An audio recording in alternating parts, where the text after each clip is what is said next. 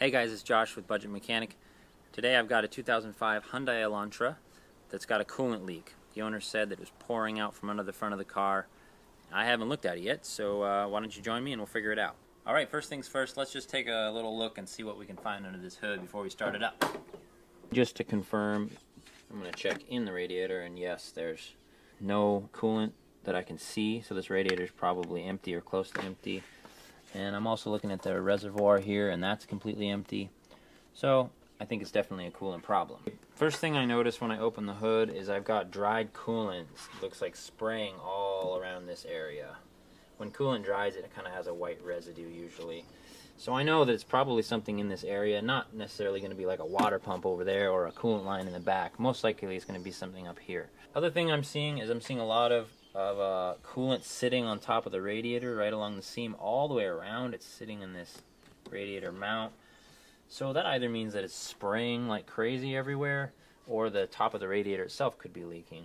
Something else that's interesting is on the back side in here, there's this goopy stuff that could either be some sort of electrolysis from people putting water in their coolant, or it could be a sealant someone tried to use in the past, but it looks either like it could be leaking out of the plastic up here, and that would explain the splashing that's going on. Alright, obviously the best way to find this leak is to get it to leak again. So I'm going to refill this radiator up with water because I don't want to waste coolant by filling it up with coolant that's going to leak out again. And then I'm going to start it up and let it heat up until I see the leak, and then we'll figure out what we need to fix. Okay, I'm just going to pour this in as carefully as I can without splashing too much so that I can see the leaks when they happen. As you can see, water is seeping out of this area here as fast as I pour it in. And it looks like there's a crack in the plastic from like there to there. So it appears like someone used some sort of a stop leak product. That stuff does not work on big leaks like that.